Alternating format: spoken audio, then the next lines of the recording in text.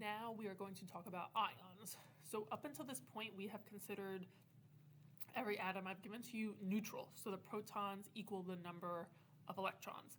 However, that is not usually the case. So an ion is what we call a charged particle. So it's a particle where the number of protons do not equal the number of electrons. So you have an uneven balance of charge here. So as we learned in the periodic table unit, metals are going to form cations. So cations are positive ions.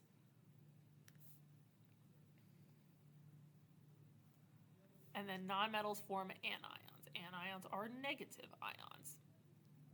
And elements are going to form ions by creating an octet. So the octet, we want that full outer shell of 8 valence electrons. So elements are going to make an ion base about the kind of the easiest way to make that octet. So is it easier to gain the electrons to make the octet, or is it easier to lose the electrons to make the octet? So that's kind of how the element decides which one it's going to do. Okay, so let's look at sodium here. Sodium, as we know, is a metal, okay? But if we just look, right, it has 1 valence electron.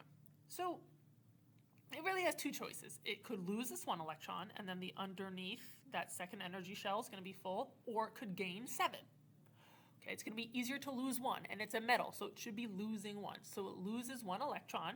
Now it's going to take on a positive charge, because now the number of protons and electrons are not equal.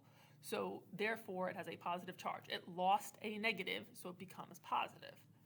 So our isotope notation is going to be our mass number 23, 11 atomic number, symbol sodium, and then a plus in the upper right corner.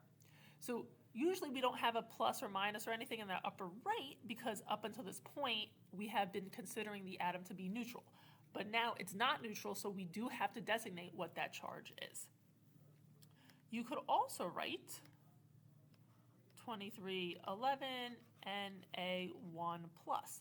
So it's okay to write the 1, but it's customary for the plus and minus for charge to come after the number. When it comes before the number, it's something called an oxidation number, which is a little bit different, but it's okay if you write plus 1, it's all right.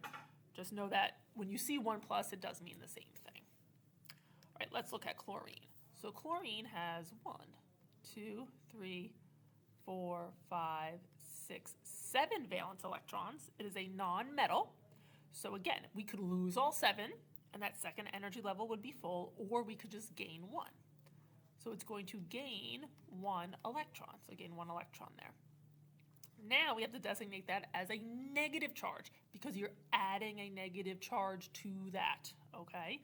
So for my isotope notation, we have 35 mass number, 17 atomic number, Cl, and then a negative sign.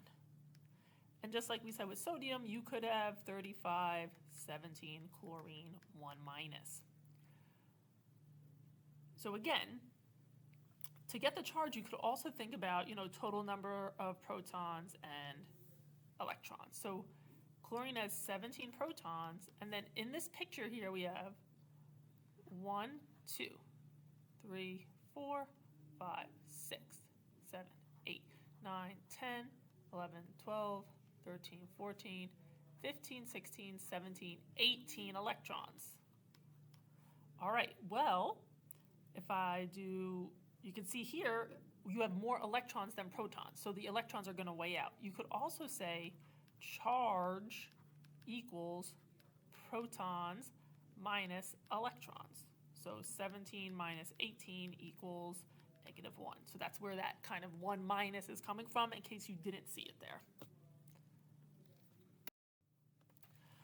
Okay, so now let's talk about valence electrons. So we can actually label the periodic table with charges. So we can predict the charge an element will take based on its location in the periodic table.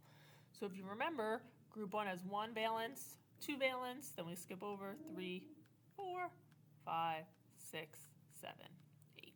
We are not going to worry about D block elements right now. They get a little tricky with the charge. That's why they're called transition metals, so we're going to get into that at a later date. But group 1, we looked at sodium before as our example.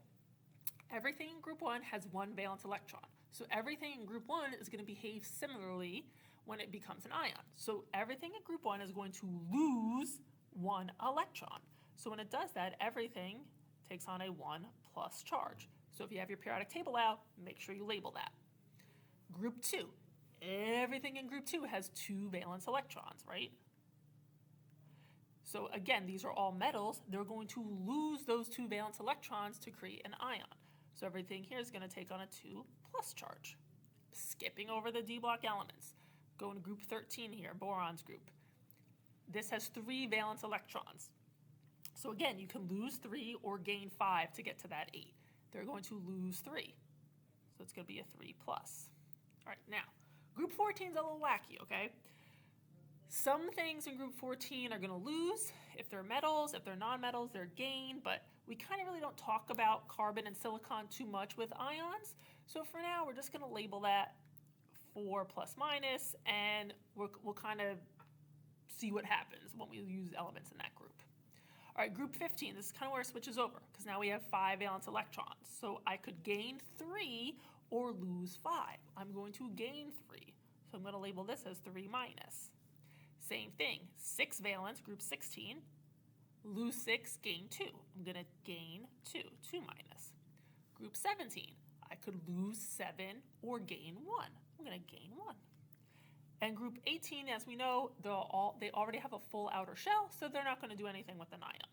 So very important, make sure you have those charges at the top of the columns, because when we go into ionic naming and ionic formula writing, we're going to be using those charges. Eventually, yes, they do need to be memorized, but for now, it's good to have them there. All right, we can also write ion electron configuration. So as we know, we were doing ground state electron configurations earlier.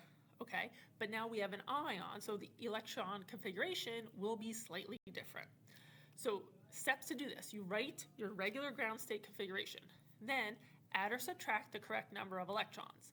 So if something's a positive ion, we lose electrons. So we remove the S and P electrons first, okay, from the highest principal energy level. Don't go removing core electrons or S and P electrons that are not in the highest principal energy level. They have to be from the highest principal energy level.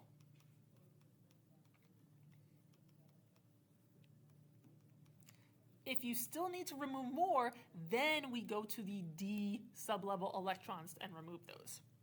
For negative ions, you're going to gain the correct number of electrons, and you're always adding electrons to the P sublevel. Very important, always to the P sublevel. So let's look at some examples. All right, calcium 2+. So first thing, just write out the ground state electron configuration for neutral calcium.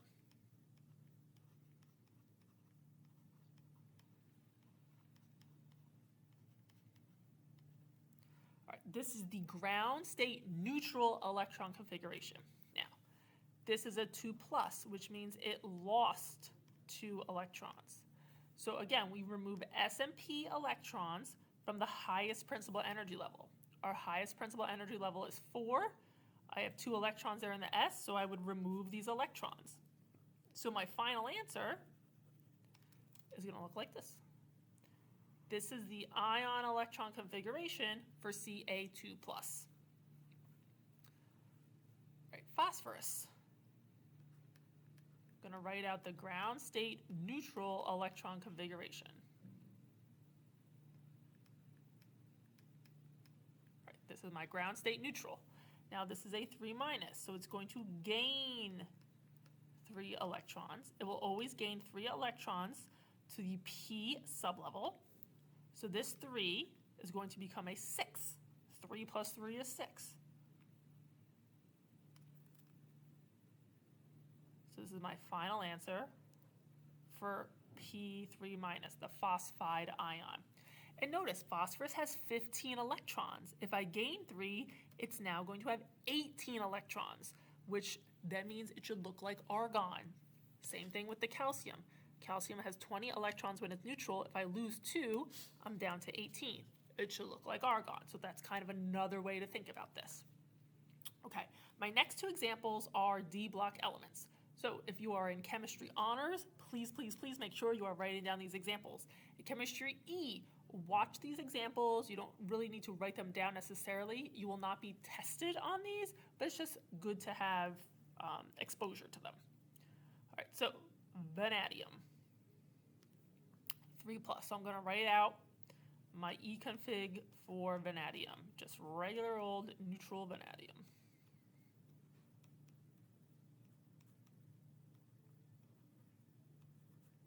Okay. This is a 3 plus, so I'm going to lose 3 electrons. Now remember, I lose electrons from the S and P sublevel of the highest principal energy level first, then I go into the D if necessary. So 4S is my highest principal energy level. There's 2 electrons there, so I'm going to remove these 2. Then I still need 1 more, so I remove 1 from the D sublevel. So my final answer looks like this. So there's no 4s, those 2 electrons were removed, and then the 3d3 becomes 3d2. So that is my final answer. All right, now let's look at 5 plus. So the neutral configuration is the same.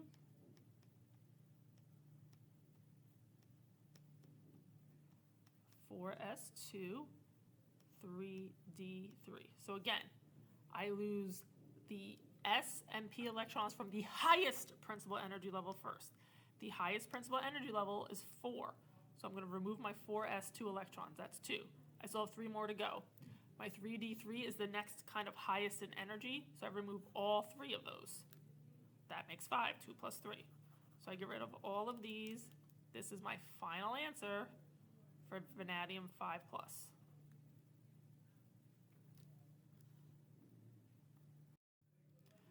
Last definition here, if you're in enriched, you can stop the video now. If you're in honors, make sure you keep watching and record these notes. Isoelectronic, these are particles with the same electron structure, same number of electrons, okay? If you go back to the examples we just did, okay, first, second, and last examples all had the configuration of argon. They all had 18 electrons. That means they are isoelectronic with each other. Let's look at these particles. Aluminum 3 plus. Aluminum originally has 13 electrons, but then it loses 3. So it's down to 10 electrons. Magnesium originally had 12 electrons.